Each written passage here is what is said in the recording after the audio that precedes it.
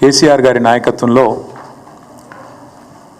2014లో తెలంగాణ తొలి ప్రభుత్వం టీఆర్ఎస్ ప్రభుత్వం వ్యవసాయాన్ని స్థిరీకరించాలి, రైతును రారాజు చేయాలి అనే ఉద్దేశంతో భారతదేశంలో స్వాతంత్రం వచ్చిన తర్వాత ఎవ్వరు ఆలోచించని విధంగా ఒక విప్లవాత్మకమైన పథకానికి రూపకల్పన చేసి ఎన్నికల మేనిఫెస్టోలో పెట్టకపోయినా, ఓట్ల కోసం ఆ మాట చెప్పకపోయినా రైతుల మీద ప్రేమ ఉండే నాయకుడు కాబట్టి, తాను స్వయంగా రైతు కాబట్టి కేసీఆర్ గారు రైతుకు పెట్టుబడి ఇవ్వాలి, రైతు దాన్ని ఏ రూపంలో వాడుకున్నా వ్యవసాయంలో రైతుకు పెట్టుబడి ఇవ్వాలి అని ఆలోచన చేసి దాన్ని అమలు చేసిన నాయకుడు మా నాయకుడు కేసీఆర్ గారు. ఒకసారి కాదు, రెండుసార్లు కాదు, 11 సీజన్లకు వరుసగా దరఖాస్తు పెట్టే అక్కర్లేకుండా, దండం పెట్టే అక్కర్లేకుండా, దఫ్తర్ల చుట్టూ చక్కర్లు కొట్టే అక్కర్లేకుండా రైతుకు రాష్ట్రంలో నేరుగా వాళ్ళ ఖాతాలో టైంకు టంచన్గా టింగు టింగు అనుకుంటే సప్పుడు అయ్యకుండా బ్రహ్మాండంగా ఖాతాలో పైసలు పడుతుండే. ఒకటి కాదు, రెండు కాదు, 73,000 కోట్ల రూపాయలు రైతుల ఖాతాల్లో వేసిన నాయకుడు 11 సీజన్ల పాటు కేసీఆర్ గారు. అదే మాదిరిగా 12వ సీజన్ కూడా మేము వేసేందుకు మొత్తం పైసలు జమ చేసి పెట్టినాం. 12వ సీజన్ కూడా మేము జమ చేసి పెట్టిన పైసలను ఇదే దిక్కుమాలిన కాంగ్రెస్ పార్టీ ఆనాటి పిసిసి అధ్యక్షుడు, ఈనాటి ముఖ్యమంత్రి రేవంత్ రెడ్డి ఎలక్షన్ కమిషన్కు ఉత్తరం రాసి ఆపిండు. లేకపోతే అప్పుడు ఆ పైసలు కూడా మేమే వేస్తుంటాం. 7,500 కోట్లు మేమే వేస్తుంటాం. ఈ ప్రభుత్వం వచ్చింది, సరే, డిసెంబర్ 3 నాడు 2023లో కాంగ్రెస్ ప్రభుత్వం వచ్చింది. వచ్చినాక ఈ రోజు వరకు ఇప్పుడు సంవత్సరం దాటిపోయిన తర్వాత కూడా రూపాయి కూడా రైతు బంధు రూపంలో ఈ ప్రభుత్వం వేయలేదు. రూపాయి కూడా, అర పైసా కూడా రైతు బంధు కాంగ్రెస్ ప్రభుత్వం రైతులకు ఇయ్యలేదు.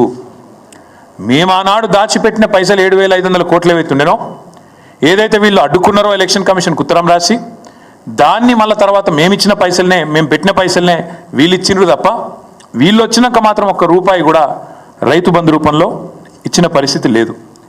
ఇవ్వకపోగా మీకు యాదుకుండాలి వీళ్ళ మాటలు, వీళ్ళ డైలాగులు. ఇగో ఇది వీళ్ళు వరంగల్ డిక్లరేషన్ అని చెప్పి బిల్డప్. ఎన్నికలకు ముందు వరంగల్లో రైతు డిక్లరేషన్ అని చెప్పి రాహుల్ గాంధీ గారిని తెచ్చి ఒక పెద్ద బహిరంగ సభ పెట్టి రాష్ట్రంలో రైతులను రాజులు చేస్తాం, కేసీఆర్ గారు మీకు అన్యాయం చేసిండు, మేము మిమ్మల్ని ఉద్ధరిస్తామని చెప్పి ఇవి ఎంత బిల్డప్ ఇచ్చిండ్రంటే, రైతు భరోసా కింద 15,000 ప్రతి ఎకరానికి ఇస్తాం, కౌలు రైతులకు కూడా 22 లక్షల మంది కౌలు రైతులకు కూడా ల్యాండ్ ఓనర్స్తో పాటు కౌలు రైతులకు ఇస్తాం. ఇది వాళ్ళ డిక్లరేషన్. అదే మాదిరిగా ఒకటేసారి ఏకకాలంలో 2 లక్షల రుణమాఫీ చేస్తాం, రైతు కూలీలకు కూడా 12,000 ఇస్తాం, బోనస్ 500 రూపాయలు ఇస్తాం. ఇక చాలా చెప్పిండ్రు కథలు. ఇక ఇది వాళ్ళ రైతు డిక్లరేషన్. ఇది మళ్ళీ వాళ్ళ మేనిఫెస్టోలో వాళ్ళు ఇచ్చిన హామీలు, వ్యవసాయ రంగానికి వాళ్ళు ఇచ్చిన హామీలు చదివితే చాటుతాడంత లిస్ట్ ఉంది. ఎట్లా ఉంది పరిస్థితి అంటే, ఎన్నికలకు ముందేమో కాంగ్రెస్ ఇస్తుంది రైతు డిక్లరేషన్, కాంగ్రెస్ ఎన్నికలకు ముందు రైతు డిక్లరేషన్ పేరిట బిల్డప్.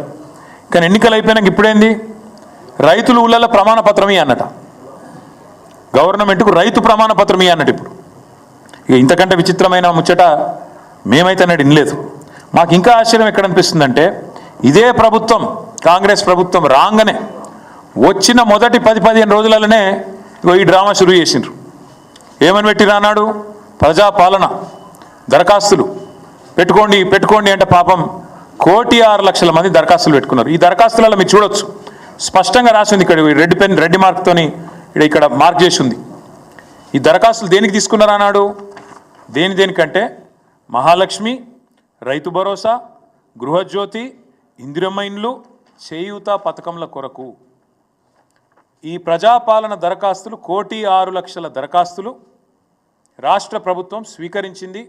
ప్రజాపాలన అయిపోయాక చెప్పింది, మేము స్వీకరించినాం దరఖాస్తులు, మాకు దరఖాస్తులు అందినాయి, ముట్టినాయి అని చెప్పారు. ఇది ప్రజాపాలనలో ఈ కాంగ్రెస్ ప్రభుత్వమే ఆనాడు రైతు భరోసా కోసం కూడా రాష్ట్రంలోని రైతులందరి దగ్గర సమాచారం సేకరించింది, తీసుకున్నది. ఇలా ప్రభుత్వం దగ్గర ఉండాలి. అది కాకుండా విచిత్రం ఏంటంటే, ఇప్పుడు మళ్ళొక్కసారి కొత్త డ్రామా. మొన్నటిదాకా కులగణన అని చెప్పి రాయించుకోమన్నారు, అంతకుముందేమో ప్రజాపాలన అని చెప్పి ఆగమాగం చేసిండ్రు. చాంతాడంత లైన్లు కట్టించారు ఎక్కడికక్కడ. ఇప్పుడు మళ్ళా కొత్తగా రైతులు ఊళ్ళల్లో ప్రమాణపత్రం ఇవ్వాలి, ఇస్తేనే మేము మీకు పైసలు ఇస్తాం. మేము అందుకే అంటున్నాం, ఆనాడు కేసీఆర్ గారేమో రైతును శాసించే స్థాయికి తీసుకొచ్చిండు. రైతు శాసించాలే, ప్రభుత్వ అధికారులను కానీ, వ్యవసాయ శాఖను కానీ, రెవెన్యూ శాఖను కానీ రైతు శాసించేటట్టు ఉండాలని కేసీఆర్ గారు కలలు కన్నారు. వీళ్ళేమో రైతు యాచించాలే, రైతు అడుక్కోవాలి, రైతును బిచ్చగాని చేయాలి, రైతు అధికారుల ముందు సాగిలపడాలి అన్నట్టుగా వీళ్ళ వ్యవహారం ఉన్నది. ఎంత దారుణం అంటే, ఎలక్షన్లకు ముందు ఈ సన్నాసులు, కాంగ్రెస్ సన్నాసులు వీళ్ళే కదా అఫిడవిట్లు తీసుకుపోయి దేవుళ్ళ కాడ పెట్టింది. ఆ రోజు వీళ్ళే కదా డిక్లరేషన్లు అని చెప్పి దేవుళ్ళ మీద ఒట్లేసుకొని దేవుళ్ళ కాడ పెట్టి పూజలు చేసి మేము రాగానే మొత్తం చేస్తామని చెప్పింది వీళ్ళే కదా. ఇవాళ ఆ డిక్లరేషన్లు ఏమో మాయమైనవి. ఇవాళ రైతు ప్రమాణ పత్రం రాసియాలనే ఒక దిక్కుమాలిన విధానాన్ని వీళ్ళు తీసుకొని వస్తూ ఉన్నారు. అందుకే ఈ రాష్ట్ర ప్రభుత్వం రేపు ఈ రైతు భరోసా మీద ఇంతవరకు ఒక్క పైసా కూడా వేయలే. మళ్ళీ చెప్తున్నా నేను, కాంగ్రెస్ ప్రభుత్వం వచ్చినాక రైతు భరోసా ఒక్క రూపాయి కూడా మీరు ఇవ్వలేదు. ఆనాడు 7,600 కోట్లు వానాకాలం మీరు ఎగ్గొట్టిండ్రు, మీకు తెలుసు, రైతులకు తెలుసు, మీకు తెలుసు, మాకు తెలుసు. అది కూడా మీరు ఇవ్వాలి. ఇప్పుడు రైతు బంధు రూపంలో వానాకాలం ఇవ్వాల్సిన 7,600 కోట్లు మీరు ఇవ్వలేదు, తప్పించుకునే ప్రయత్నం చేసిండ్రు, వదిలిపెట్టాం. అట్లాగే గతంలో కేసీఆర్ ప్రభుత్వం ఏదైతే 7,600 కోట్లు రైతు బంధు ఇచ్చేందుకు పెట్టిపోయిందో అది మాత్రమే మీరు, అది కూడా 3 నెలల ఆలస్యంగా, అది కూడా 4-5 కిస్తులలో తిప్పించుకొని ఇచ్చిండ్రు తప్ప మీరు వచ్చినాక మీ ప్రభుత్వం మాత్రం రూపాయి ఇవ్వలేదు అనే మాట వాస్తవం. ఇవాళ నేను ఈ ప్రభుత్వాన్ని అడుగుతా ఉన్నా, ఎవరు ఇవ్వాలి ప్రమాణపత్రం? నిజానికి మీకేమైనా సిగ్గుందా అసలు? నీ ప్రభుత్వానికి ఎవరు ఇవ్వాలి అసలు? నువ్వు ఇవ్వాలి, నీ ప్రభుత్వం ఇవ్వాలి. ఊరూరా ప్రమాణపత్రము, డిక్లరేషన్ ఏమని ఇవ్వాలి? నువ్వు చెప్పు. నువ్వు అసలు నీ ప్రభుత్వం రుణమాఫీ చేసింది అని బయట డైలాగులు కొడుతున్నావు. పెట్టు ఊళ్ళల్లో లిస్టు, ఏ ఊళ్ళో ఏ రైతుకు ఎంత రుణమాఫీ అయిందో దమ్ముంటే పెట్టు లిస్టు. ఏ ఊరిలో ఏ రైతుకు నీ ప్రభుత్వం ఎంత రుణమాఫీ చేసింది, ఎన్ని ఎకరాలకు చేసింది, ఎన్ని లక్షలకు చేసింది పెట్టు దమ్ముంటే. ఊళ్ళో పంచాయతీ కాడ, గ్రామ పంచాయతీ ఆఫీస్ కాడ మొత్తం లిస్టు పెట్టు. ఎవరికి ఎంత అయిందో ఎరకైతుంది ప్రజలకు కూడా. రెండవది, ఏమి ఇవ్వాలి నువ్వు? డిక్లరేషన్ నువ్వు ఇవ్వాలి, నీ ప్రభుత్వం ఇవ్వాలి. ఏమి ఇవ్వాలి చెప్పాలి. నువ్వు ఈ ఊరిలో ఎంతమంది భూ యజమానులు ఉన్నారు, ఎంతమంది కౌలు రైతులు ఉన్నారు, రేపు నువ్వు భూ యజమానులకు రైతు భరోసా ఎట్లా ఇవ్వబోతున్నావు, ఎట్లా నువ్వు కౌలు రైతులకు ఇవ్వబోతున్నావు, లిస్టు పెట్టు. డిక్లరేషన్ నువ్వు. మూడో డిక్లరేషన్ నువ్వే ఇవ్వాలి. ఏ ఊర్లో బోనస్ ఎంతమందికి ఇచ్చినావు పెట్టు. ఏ ఊర్లో కాంటా ఎంత పెట్టినావు, ఏ ఊర్లో ఎంత కొనుగోలు చేసినావు, ఎంత జోకినావు, ఎంత కొన్నావు, ఎంతకు నువ్వు పైసలు ముట్టినాయి పెట్టు లిస్టు. అట్లే ఇంకోటి పెట్టాలి లిస్ట్. నువ్వు ఏ ఊళ్ళో రైతు కూలీలు ఎంతమంది ఉన్నారు, ఎవరికి ఎంత బాకీ పడ్డావు, ఒక గా లిస్టు పెట్టు. డిక్లరేషన్ ఇవ్వాల్సింది రైతులు కాదు, ప్రమాణపత్రం ఇవ్వాల్సింది రైతులు కాదు. ఇవాళ ఇమానం తప్పిన ప్రభుత్వం ఇవ్వాలి, నీతి తప్పిన బేయిమాన్ ప్రభుత్వం ఇది. మీరు ఇవ్వాలి ప్రమాణపత్రం రైతులకు. ఊరూరికి లిస్టు పెట్టు. పెద్దలు ఓ సామెత చెప్తారు, ఒక కుక్కను చంపే ముందుగా దానికి పిచ్చి కుక్క అని ముద్రేయాలి. అట్లయితే దాని సంపుడు అల్కగా అవుతుంది. ఇప్పుడు రైతు బంధు పథకాన్ని కూడా బొందబెట్టే ప్రయత్నం ఈ ప్రభుత్వం చేస్తుంది. ముమ్మాటికి నేను మా పార్టీ తరఫున ఆరోపణ చేస్తా ఉన్నా.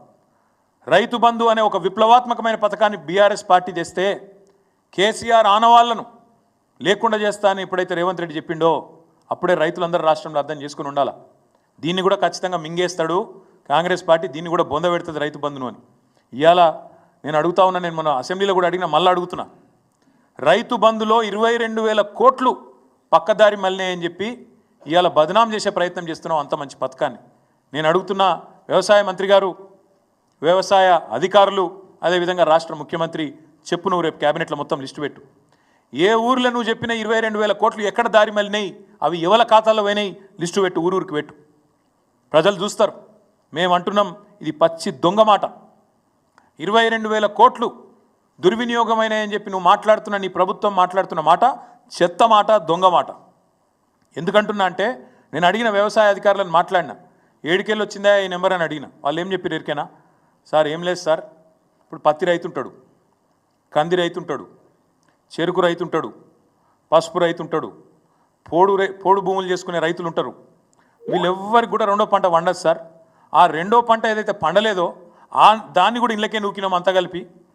రెండో పంట పండకపోయినా మీ ప్రభుత్వం ఉన్నప్పుడు మీరేం చేసిండ్రు, ఎందుకంటే పత్తి రైతు 8-9 నెలల పంట, అది మిర్చి రైతు 8-9 నెలల పంట, కంది రైతు 8 నెలల పంట. రెండో పంట వేసేందుకు అవకాశం లేదు. పసుపు, చెరుకు, అట్లాగే పోడు, వీళ్ళెవ్వరు కూడా రెండో పంట వేసుకునే ఆస్కారం లేదు.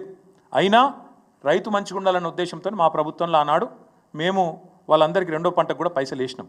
పత్తి 44 లక్షల వండుతుంది, 44 లక్షల ఎకరాలలో వండుతుంది. కంది 7-8 లక్షల ఎకరాల్లో వండుతుంది. మిర్చి 6-7 లక్షల ఎకరాలు వండుతుంది. అదేవిధంగా మన చెరుకు, అదేవిధంగా పసుపు 2.5-3 లక్షల ఎకరాలు వండుతుంది ఇవాళ తెలంగాణలో. మరి వీళ్ళందరికీ